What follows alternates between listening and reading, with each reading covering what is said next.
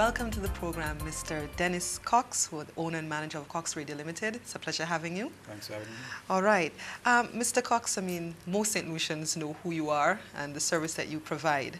Let's give them the story of Cox Radio Ltd. Is what it's actually called, although it's more associated with television. Mm-hmm. How did you become involved in this business? Well, I spent a number of years in Canada, and that was from 62 to 72. And there I got into broadcasting. I worked for Rogers Broadcasting, CHFI, in Toronto. And then I was transferred to Hamilton, CHAM, same company. And I worked there for about 5 years. In 72, I returned to Saint Lucia. And I thought it would have been a good thing because at that time, TV in Saint Lucia was very limited. I mean, the distribution and generally it's limited. Yeah. And I thought it would be a good thing to start a cable system. Right. And did all the necessary things applying to the government, and we went through difficulties at the time. Yeah, it was a tough time. Yeah, yes. Yeah. And there's something new, and but eventually, in '82, we finally got our permit to go ahead with it. And that's when you started. And that's when we started it. Yeah. Okay. But there were a lot of problems along the way. I can imagine. 82. Yes. And you know, we had quite a time getting it off the ground. And then we actually finally started off in between 85 and 87. I see. Yeah. So what made you, before we get into some of the technical challenges, what they were, what made you stick to your guns? Well, it's something I love to do. I've been in broadcasting for a while, and it's just the love of it, you know. That, yes. I thought, well, what else to do? This is what you love. Exactly. Right. So I decided to stick with it. Okay. And just continue. I mean, and thank heavens you did. So what were some, I mean, okay, so you hinted that there were problems with getting the license, but eventually you did. But what were some of the technical challenges or difficulties? Well, you know, the way we started to do it, we based it on a very small system to expand it as we grew. As you know, we built it as we grew. Right. And using that concept, you know, technical difficulties wasn't that huge to overcome. Again, going back to the problems to getting started. Okay, that was the real crunch. Tough part of it. I see. But the technical parts weren't so. Technical parts, because I was familiar with cable. When I was in Canada, when Rogers started, I was there with them. So I knew what is required and so forth. And so technically it wasn't that. It's the other part that was the problem. The legal part. And, yes. To get it going, stepping it through the government and, you know, dealing with the other. Right, incumbents. Okay. Now, where did you start? Which area? I guess you started off in Castries? Well, we started out in Castries, and again at Des Moines, and we started expanding from there. Very gradually. At that time, the incumbent CNW, Kim Wireless, started their business. And that created a problem for us because, you know, competition. They did the sort of turnkey system. Right. And then we are sort of almost grounded out. Yes. But we, you know, with cable, you know, there's always a choice with different systems because, you know, you can have in one area, you can have 2 or 3 systems working together. And, you know, well, I'm speaking of large areas. Yes. And Castries is a very tiny market, so even the whole island is a very small market. So you're limited as to how many systems you can cram into that area. Right. So. But you stuck it out. Yeah. It's just that what else to do? There's nothing else to do but cable. You didn't see a choice, right? No choice. So you started out in Castries, and you said there were very few people with television at the time. Well, there was a fair amount of TV sets in use at the time, in the residential areas. And but of course it's new, and you've got to pay for it. And I think people were you got to pay for that, and even at the cost, even at we started at $25, and did people find that steep? Yeah, it's not as steep, It's to have it it's a recurrent expenditure for them, and to have it recurring like that. Yes, a problem. But people have come around, don't you think? They're coming around. They have to learn. But they're coming around. Right. But, okay. But it's something that something they didn't at that time in the 80s, early 80s. Of course there were the other broadcast stations like HTS and so, who were also offering the cable channels over there. Right, which was free. It's free. Yes. So that was another difficulty you faced. That's another problem. Right. What sort of programs or stations did you carry on your service? Well, we started with a 5-channel system, right? Bear in mind that in the 80s there was only 1 or 2 channels available off there. I think HTS had just started, and I think Saint Lucia television was just fading away at the time. So 5, we chose the American channels, and some of the movie channels, and that was a change. Yeah. How did you go about choosing your channels? Well, I think the customer requests, I mean, the ones that they wanted more, we just put it on, because you must understand that on the satellite there's a range of, let's say, a maximum of 24 channels available at the time, and we chose the best channels. But did you have anything I mean, you said it was driven by customer request, but was there, as founder and owner of the service, did you have any sort of guiding principles? Yeah. Oh yeah. What we wanted to do is to have, let's say, a few movie channels, local channels, educational channels, and general entertainment channels. So it's a mix that would satisfy most of the public. Yes, as many people. Yeah, but with the 5...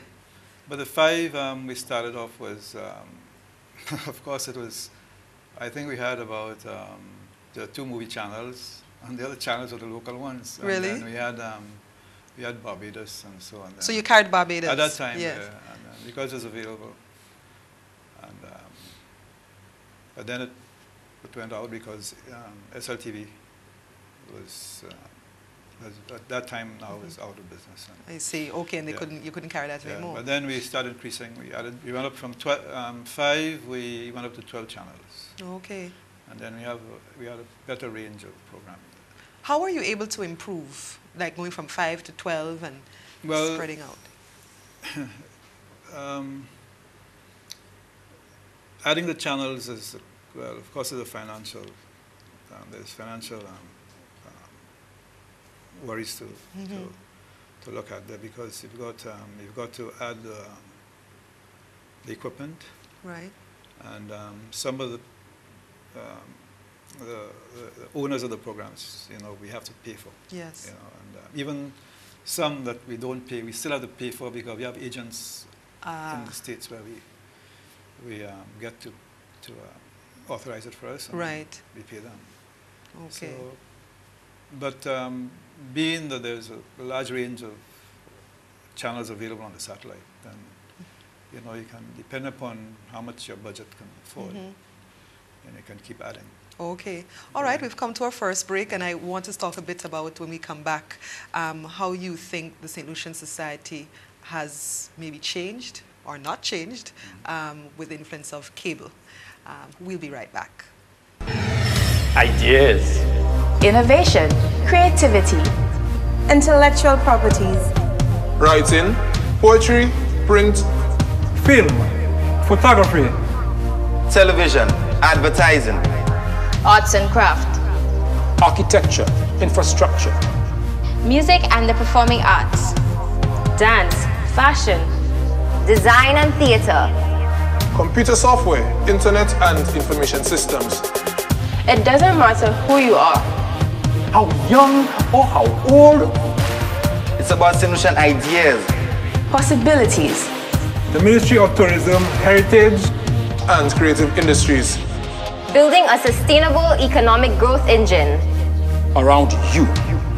Around you. Around you. Around you.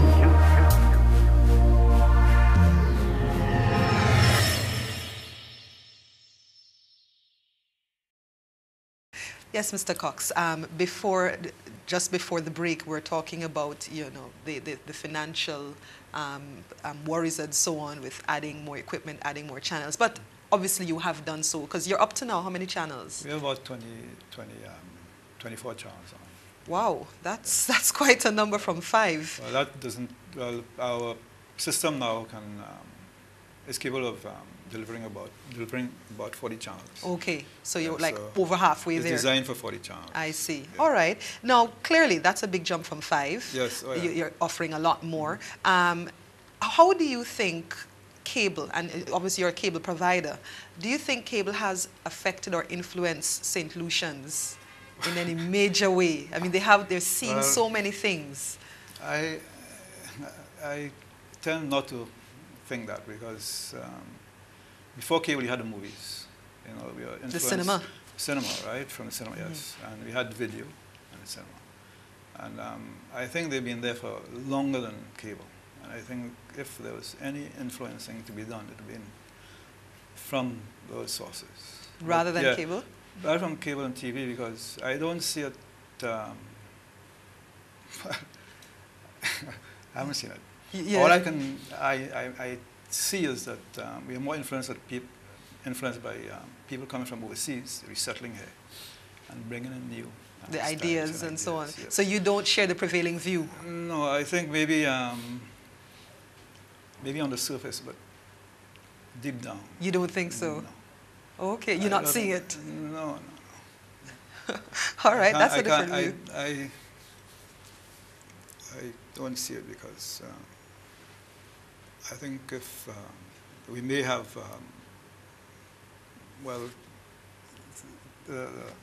the society here would be, let's say, a lot better if we influence that. You think so? I think so. Really? How? Yeah. Explain. I'm curious about that view because people think the prevailing view you is see, the opposite. Yeah, no, you see there's a tendency to you watch and mimic. Right? I think what we have here is people watching and mimicking.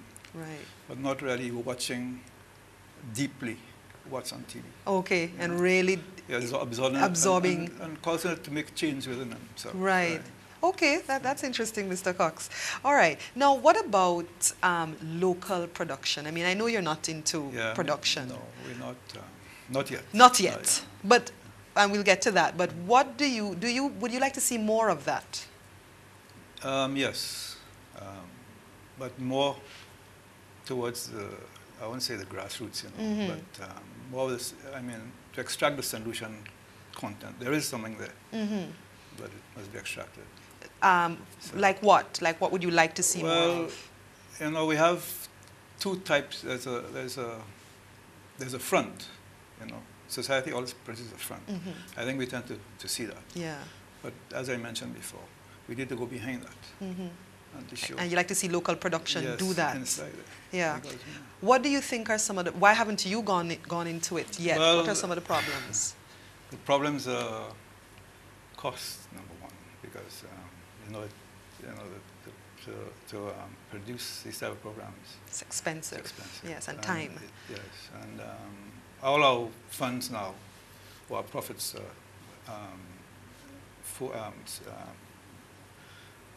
return to the expansion of the cable. So we don't have anything else to do otherwise. Right. What we like to do, and if we have to do local production. Yeah. But do you think you should use some of those profits maybe to try, well, rather than adding more foreign programs? I think when we get to a certain size, you know, we can look at that. But right now, we need the foreign programs. It's not a pity, though. But isn't that a problem, Mr. Cox? That it is a problem. It's, but we'll get there. We're still very, very young in television. You know? You think so? Yes. Why you say that? People, I mean, I think the view is that, you know, television has saturated St. Lucia that's society. what I'm telling you. We think it has. It has. But in your view, no.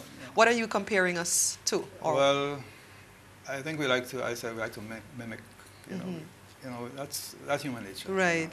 But you're not convinced that we're really deep inside. No, I don't think so. We're not a mature television audience yet. Well, I'm not offending anybody. Yes, don't worry, Mr. Cox. It's just it's that's your the way opinion. I see it. It's Right. my opinion that, Yeah.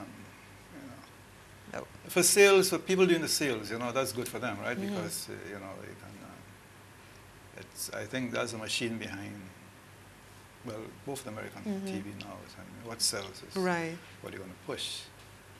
But I remember in Canada, I used to watch CBC in Toronto. Oh, yeah? And hardly anybody watched their programming because they actually did a lot of local programming. And the majority of people, well, I knew, watched the American programming, watched Yes. Buffalo and Niagara Yes, Falls yeah. and stations from New York because they had, you know, the flashy things. Right, But, you know, right. the real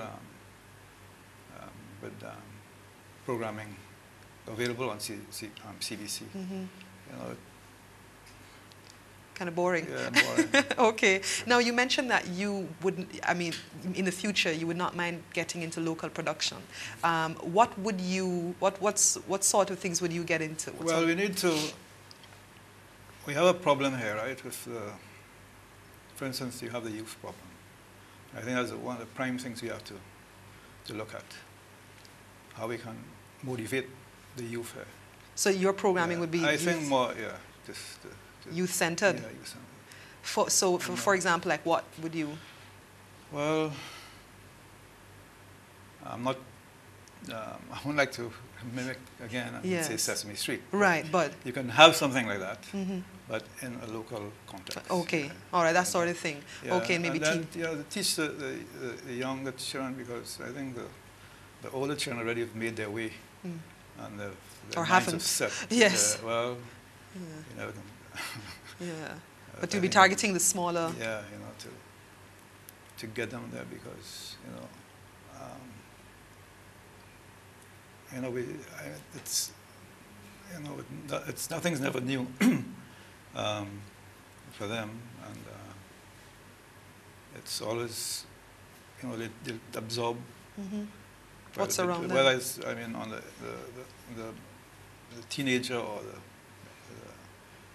the older person, you know, that they'll see it as a new thing, or they want something else, you know. Yes, yes, but the younger yeah. ones. So that's really your target Yeah, audience. we need to get, well, I think the whole Caribbean society needs to be, The young. Okay. Now, what about for you, as far as television here? You said you think television here is in its infancy, really.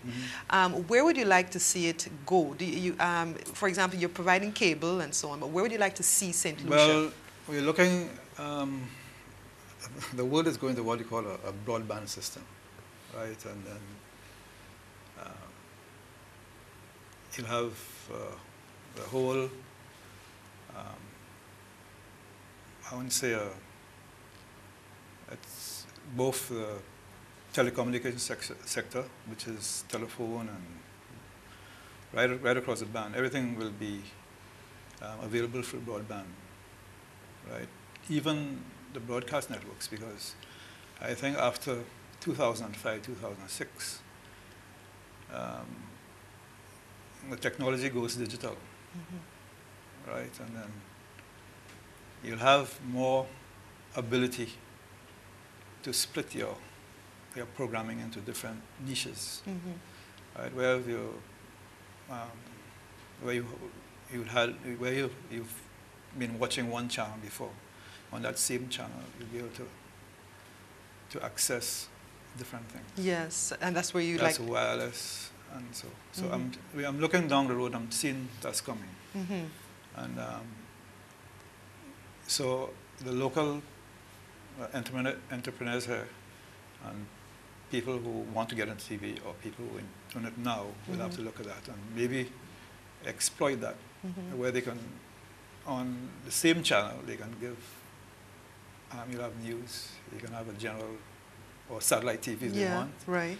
And you'll have, we love talk shows. Yes. Right, they can have on that same channel.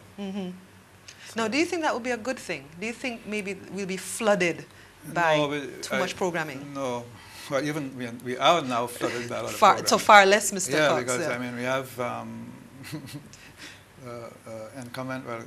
my competitor here has how many channels, so and plus what we have. Right. Some people have both services. So Yes. we are flooded with a lot of programming, but I don't think the amount of channels available is going to cause any problem. I think it's the type of programming. So if we can get, it's up to the budgets of the local stations and maybe GIS. Whether they want to exploit that. You have these niche channels within one frequency. Right. And because sometimes I read a lot of overseas news. I hardly watch local news. Really? Yes. Why is that, Mr. Cox? Because I read The Voice and sometimes The Star and so forth, and the other newspapers. And is it the news I want to read? Maybe there's a lot of local news. I've heard that so many times. Yes, that to watch it again, yeah. I don't need to read it again, but maybe if there was something else, and probably a feature story about something that's happening somewhere else. Right. It may be interesting to me to look at that. Yeah. But I see the same local over and over. Yeah, the same things. It's the same, like it's deja vu. Yeah. Yeah, so you just don't bother to tune in. It's a different day, but you look at it deep inside, the same thing that's going on. So you think that the more choice is not a problem; it's actually an asset. It's a better thing. So you become just like the newspaper now. Instead of you're not limited to one channel. Then on that one band, with the extra cost of more equipment. Yeah. But not. But I'm talking about digital. I'm not talking about the analog system. Right. I'm talking about a digital system with the extra equipment to provide those channels. I'd be able to look at maybe if I wanted to watch the local news, or if I'm fed up watching local news. You can just I can switch. just switch on the same channel, using but they will benefit from it because they can using the same equipment, they can simulcast and have the commercials run all the channels. Okay. Now, what do you think that might have? Do you think the Saint Lucia's as a society will mature with more choices? Because the impression I'm getting from you is that it's repetitious. We're just remaining surface. We need to go deeper. I think I am a firm believer in getting the youth or the younger children. When I say, youth is a broad term. Right, yes. But the infants. And I think that's where it is. To mold them. So, and I think it's missing here. I think the education, I'm not blaming the education system, but we all, put down the track, to go through things. And the human part of our development is not there. And you think television can be a tool for that? Yeah, so to get that part of it, Why do you think television can do that? Well, as you said, if you create programs, because the children they love to watch TV. And if there are things that are there to them which can help mold them, then it can be an asset to the education system because we are all taught to learn our ABCs, but the human education, to be a human being, I don't think. They think that's missing? I think it's missing. And you think that's a direction television Yeah. could go here, Yeah. and in local production as well? Well, hopefully you might do that, Mr. Cox, one day. Yes, we'll see. If we're still in business. Okay, Mr. Cox, we'll end it here. Thank you so much for speaking with us. And maybe one day we'll see a Cox Children's cable channel or something like that. Let's hope. We'll see. Okay. We've been speaking to Mr. Denis Cox, owner and manager of Cox Radio Ltd. and one of the pioneers of cable television here in Saint Lucia. This is part of a series of television pioneers in celebration of the first anniversary of the operations of the National Television Network. I am Ayodele Hippolyte. Thank you for joining us.